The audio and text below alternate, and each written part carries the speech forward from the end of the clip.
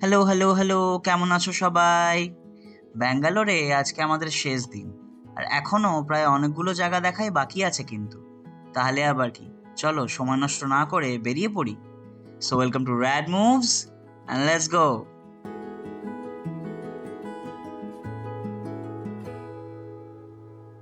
এই যে পোলাওটা এখন খাচ্ছি, এটা কিন্তু আমাদের পুরো ট্রিপের সবথেকে টেস্টি আর সবথেকে সস্তা মিল।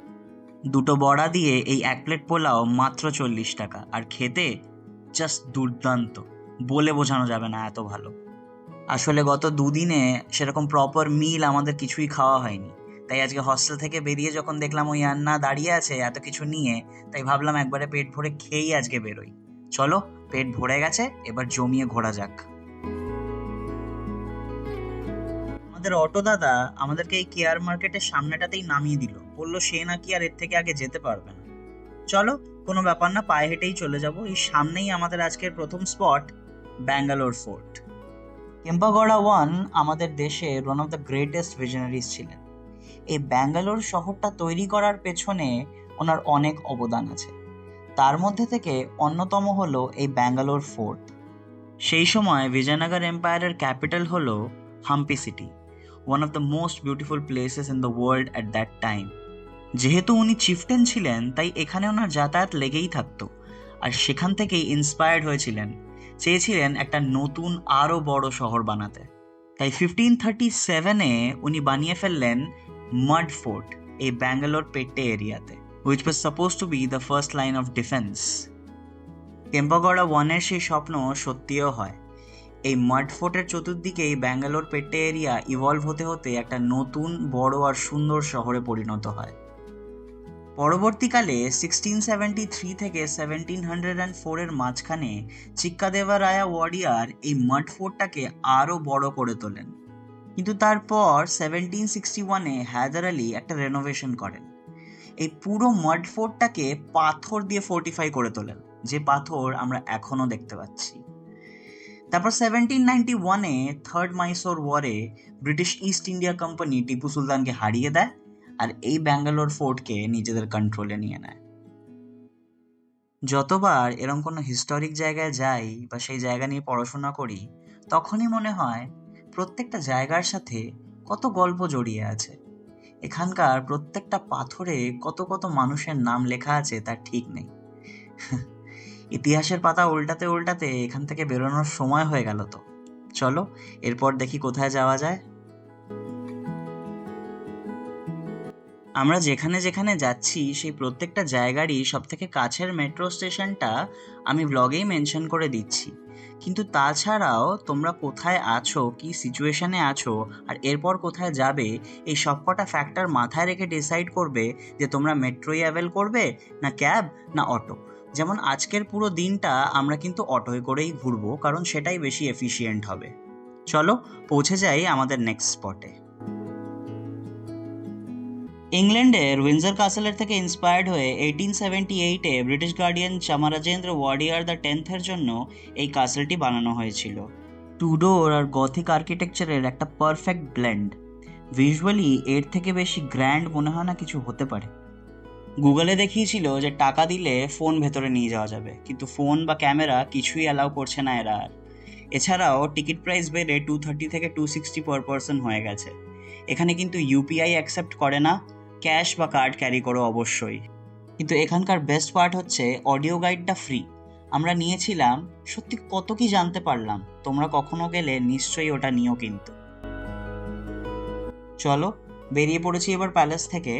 এই অটো দাদা আমাদেরকে বলল যে এই প্যালেসের কম্পাউন্ডে নাকি অনেক সিনেমার শুটিং হয়েছে।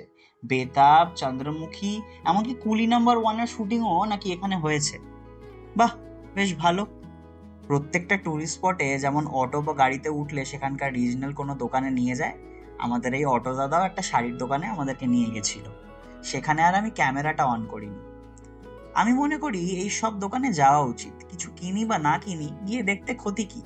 তবে আমরা কিনেছি দুটো শাড়ি আমাদের বাড়ির জন্য। এবার আমরা এসে পৌঁছালাম আমাদের আজকে থার্ড স্পট, কর্ণাটকা চিত্রকলা পরিষদে। তাহলে চলো জায়গাটা ভালো করে ঘুরে দেখি একটু। আরে এদের এখানে একটা এক্সিবিশনও চলছে। বাহ, চলো ভেতরে ঢুকি একবার, কি পাওয়া যাচ্ছে দেখি। যতটুকু জানতে পারলাম এই চিত্রকলা পরিষদের আউটার গ্রাউন্ডসে নাকি এরকম এক্সিবিশন হয়েই থাকে। আপাতত যে এই কার্নিভালটা চলছে এটার নাম হচ্ছে দ্য শক সংস্কৃতি শপিং ফেস্ট। এখানে তো দেখছি ট্র্যাডিশনাল হ্যান্ডিক্রাফটস অ্যান্ড হ্যান্ডলুম থেকে কন্টেম্পোরারি আর্টিস্টিক জিনিসপত্র মানে গয়না, শাড়ি, ক্রকারিজ সবই পাওয়া যাচ্ছে। আবার ওই দিকটায় দেখছি খাবারও পাওয়া যাচ্ছে। বাহ, বেশ সুন্দর তো। চলো ভালো করে ঘুরে দেখি জায়গাটা কি কি আছে।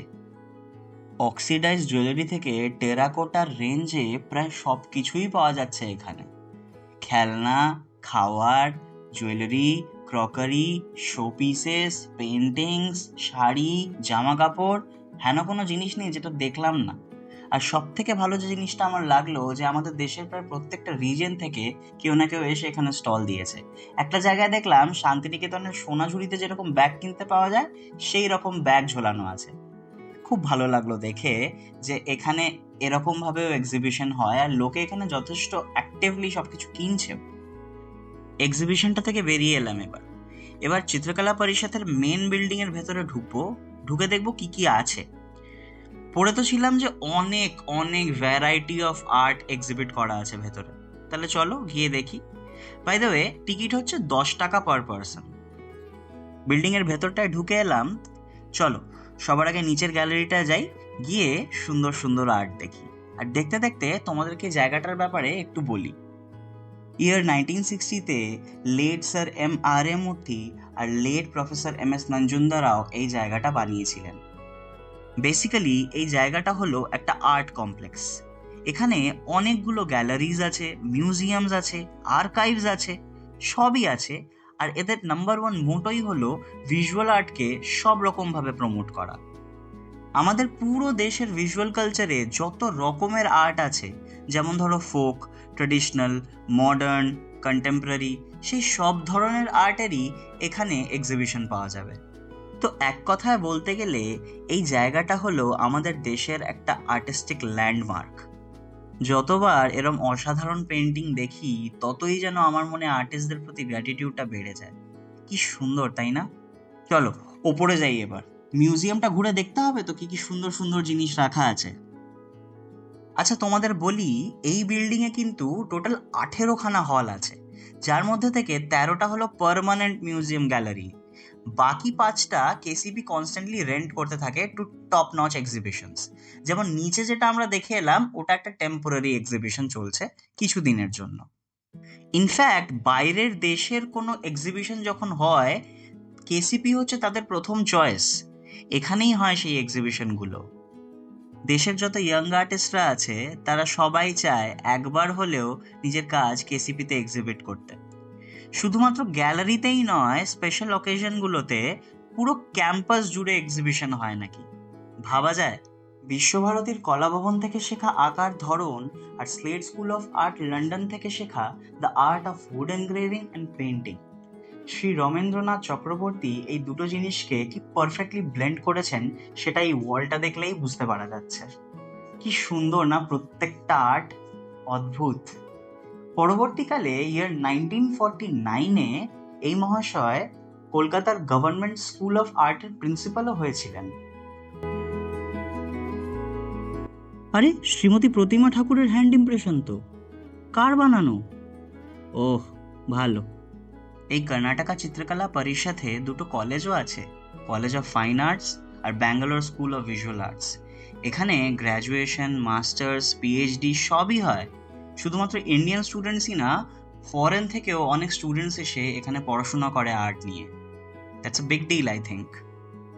ছোটবেলায় মা আমাকে আঁকা শেখানোর অনেক চেষ্টা করেছিল, কিন্তু এই একটা জিনিস আমি একদমই করে উঠতে পারিনি। খুব ডিফিকাল্ট লাগতো, এখনো লাগে। আর সেই কারণেই আর্টিস্টদের প্রতি আমার মনে অনেকটা রেসপেক্ট আছে, যেটা দিনের পর দিন বেড়েই চলেছে। কারণ যখনই আমি এরকম কোনো আর্ট গ্যালারি বা আর্ট মিউজিয়াম ভিজিট করি আমি জাস্ট মুগ্ধ হয়ে যাই, ভাষা হারিয়ে ফেলি, বুঝতে পারি না কি বলবো।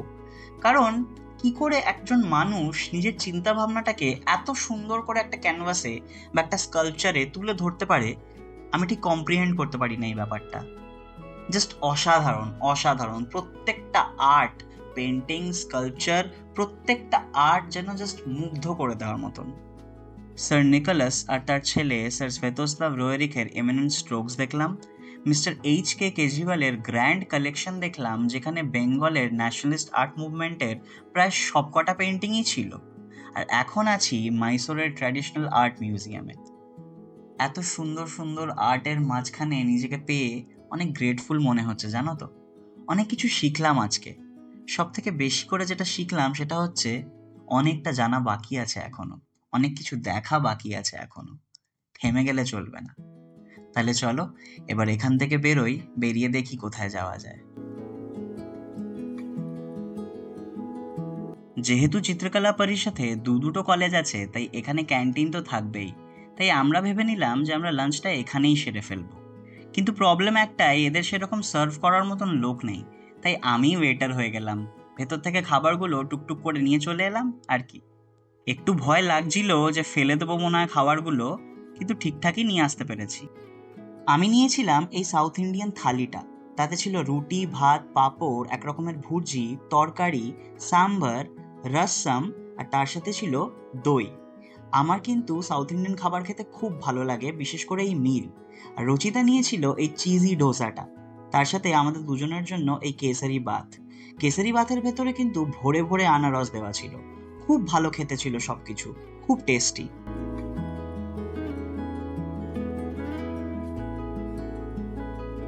আজকে ব্রেকফাস্টও খুব ভালো হয়েছিল, লাঞ্চটাও একদম পেট ভরে করলাম। এবার বেরিয়ে পড়েছি, যাচ্ছি আমাদের নেক্সট স্পটের দিকে। এখন আমরা যেখানে এসেছি সেখানেই সমাদৃতার সাথে আমাদের দেখা করার কথা, তাই ওর জন্যই বসে একটু ওয়েট করছিলাম। ওয়েট করতে করতে দেখো কাকে দেখতে পেলাম। ঘুরতে বেরিয়েছে বাবু সন্ধেবেলা।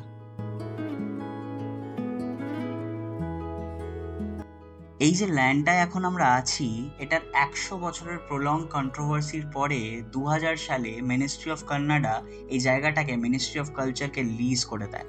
তারপর 2003-এ এই জায়গাটা সিলেক্ট করা হয় national gallery of modern art বানানো হবে বলে। 2009-এ সেটা কমপ্লিট হয় আর মানুষের জন্য খুলে দেওয়া হয়।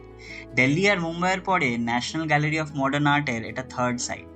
ভেতরে ভিডিও করা সেরমভাবে অ্যালাউড না, কিন্তু প্রায় 500 এক্সিবিটস আছে। কলোনিয়াল আর পোস্ট ইন্ডিপেন্ডেন্স আর্টিস্টদের সব রকম কাজ, যার জন্যে মডার্ন আর পোস্ট মডার্ন আর্টের জন্ম হয়েছিল আমাদের দেশে, সেই সব কিছুরই ডিসপ্লে এখানে করা আছে।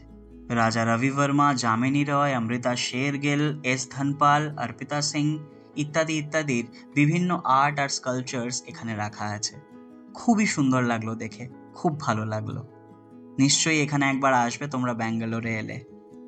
এনজিএম এ দেখে আমরা তিনজনে বেরিয়ে পড়েছি, এবার যাচ্ছি আমাদের পরের স্পটে। তাহলে চলো ওখানে পৌঁছে তোমাদের সাথে কথা বলি।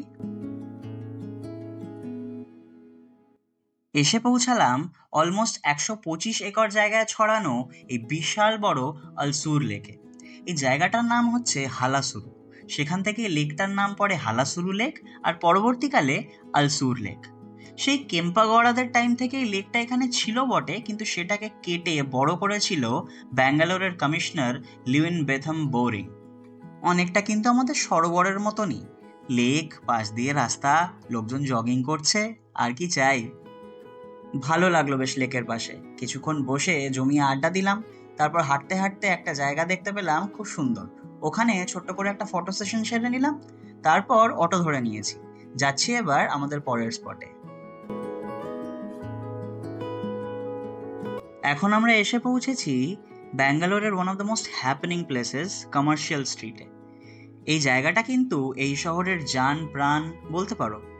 আজকে উইকেন্ড বলে কথা, চারিদিকটা একদম মানুষে মানুষে গমগম করছে, আর কত আলো, কি সুন্দর না।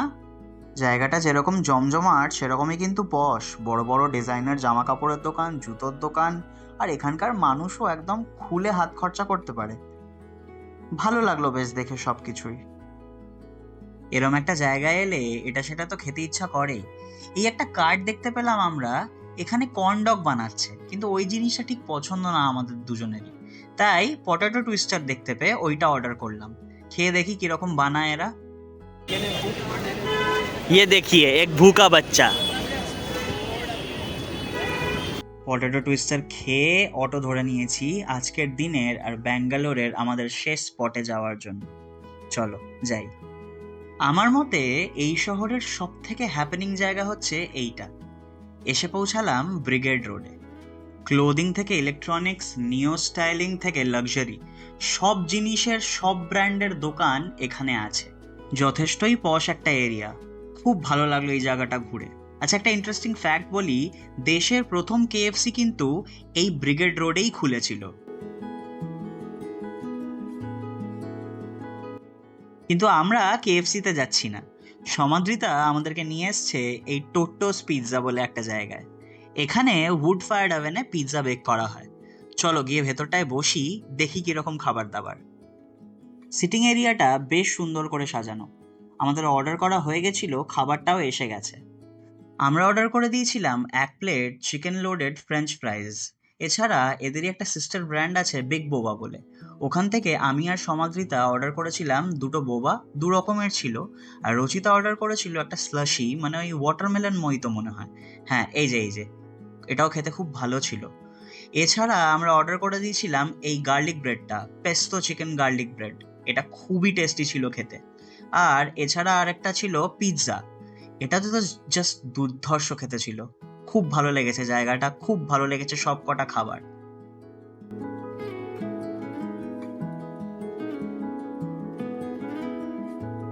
রচিতা আর আমার দুজনেরই পিৎজা খেতে খুবই বেশি ভালো লাগে।